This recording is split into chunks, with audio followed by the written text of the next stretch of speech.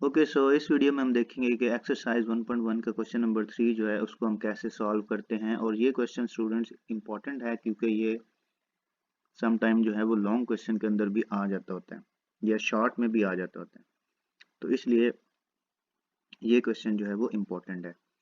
अब यहाँ पे आप अगर इस को आप स्टेटमेंट को पढ़ें तो लिखा हुआ है find the values of A and B and C and D. A B C and D, तो ये चार वेरिएबल्स हैं जिनकी वैल्यू हमें फाइंड करनी है विच satisfy the matrix equation. So satisfy का मतलब ये है कि अगर आप यहाँ पे देखो तो यहाँ पे लिखा हुआ है इक्वल साइन। इक्वल साइन का मतलब ये होता है कि ये दो मैट्रिक्स जो हैं वो आपस में इक्वल हैं। और आप अगर मेरी प्रीवियस वीडियो देखोगे तो मैंने यहाँ पे आपको बताया हुआ है कि इक्वल मैट्रिक्स कौन से होते हैं और उनको कैसे आइडेंटिफाई करते हैं। तो इक्वल मैट्रिक्स वो होते हैं जिसमें दोनों का ऑर्डर सेम होता है और उनकी जो करस्पॉन्डिंग एंट्रीज हैं वो आपस में इक्वल होती हैं। तो जो करस्पॉन्डिंग एंट्री वाला चक्कर है वो मैं आपको इस तरह से बताता हूँ कि ये वाली जो एंट्री है पहले मैट्रिक्स के अंदर, अगर ये दो मैट्रिक्स आपस में इक्वल हैं तो इस मैट्रिक्स के अंदर जो ये वाली एंट्री है हमारी, ये इक्वल होगी इस वाली एंट्री के। मतलब जो जिसकी जगह पे है वो उसके इक्वल होगा। For example a plus 2b जो है इसके करस्पॉन्डिंग एंट्री जो है वो हमारी ये है -7, तो ये जो चीज है ये इसके इक्वल होगी। इसी तरह से c-1 जो है इसके जो करस्पॉन्डिंग एंट्री है वो ये वाली है 3, तो ये c-1 इसके इक्वल होगा। और 4d-6 जो है इसके जो करस्पॉन्डिंग एंट्री है वो ये वाली है, तो ये इसके इक्वल होगा। तो अब आपको ये समझ आ गया होगा कि करस्पॉन्डिंग एंट्रीज जो हैं वो क्या होती हैं इक्वल मैट्रिक्स के अंदर। तो अब आपने इनको जस्ट लिखना है कि a प्लस सी इक्वल है 0 के। ये हमारे पास इसको हम कह देंगे इक्वेशन नंबर 1। और a प्लस 2b जो है इसके जो करस्पॉन्डिंग एंट्री है वो है -7, तो हम इसको कह देंगे a प्लस 2b इक्वल -7। इसको मैं कह दूंगा इक्वेशन नंबर 2। इसी तरह c-1 ये होगी हमारे पास इक्वल 3 के। सो c-1 इक्वल हो गया 3 के, ये हमारे पास होगी equation number 3।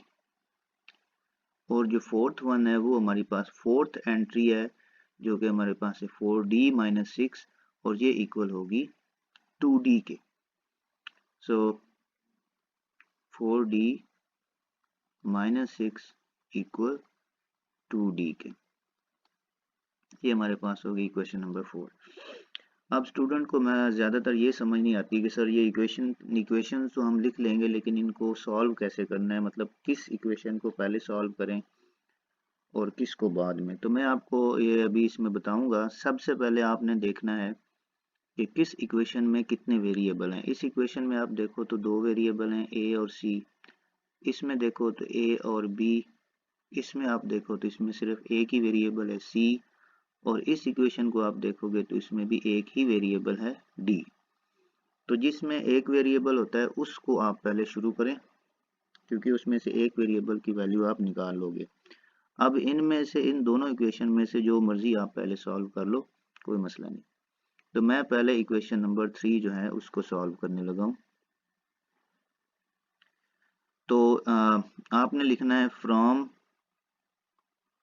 Equation number 3 c-1 equal है 3 के। अब अगर ये -1 जो है इसको मैं दूसरी साइड पे भेजूंगा तो ये इस साइड पे -1 है, उधर जाके ये हो जाएगा +1। तो इस तरह से c इक्वल हो जाएगा 4 के।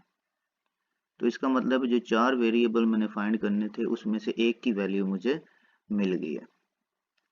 अब आपकी मर्जी है कि आप ये वाली सॉल्व करना चाहते हैं इक्वेशन नंबर 4, ये भी कर सकते हैं। तो मैं आप यहाँ पे पहले यही कर लेते हैं फ्रॉम इक्वेशन नंबर 4। यहाँ पे लिखा हुआ है 4d-6 इक्वल 2d। अब मुझे क्या करना है कि ये जो d वाली हैं टर्म्स इनको मैंने एक साइड पे सेपरेट करना है।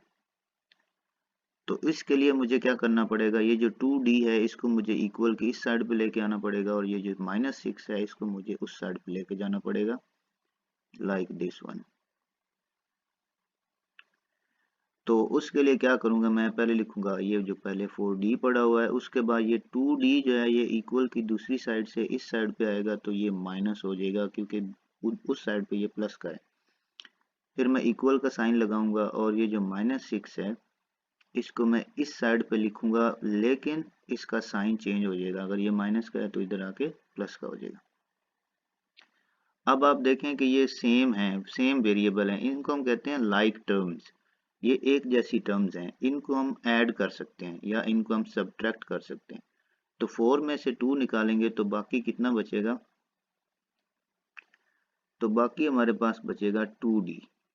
ओके, और इधर रह जाएगा हमारे पास 6। तो अगर मैं 6 को इस 2 से डिवाइड करूं, क्योंकि ये इधर मल्टीप्लाई हो रहा है तो उधर जाके ये डिवाइड होगा, तो 2 1 टाइम 2 और 2 3 टाइम 6, तो d हमारे पास आ जाएगा 3। तो आउट ऑफ 4 हमारे पास जो दो वेरिएबल हैं उनकी वैल्यू निकल के आ गई है। अब मैं इक्वेशन नंबर 1 सॉल्व करता हूं फ्रॉम इक्वेशन 1।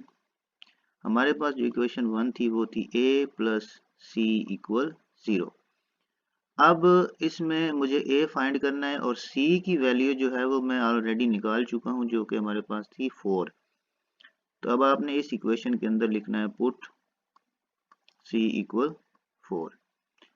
तो a प्लस c की जगह पे हो जाएगा 4 इक्वल हो जाएगा 0, और मैं इस जो कांस्टेंट है 4 उसको अगर दूसरी साइड पे लेके जाऊंगा तो ये हमारे पास हो जाएगा -4। तो यहाँ से मेरे पास a की वैल्यू निकल के आ जाएगी। ओके, सो नाउ अब हमारे पास रह गया लास्ट वन।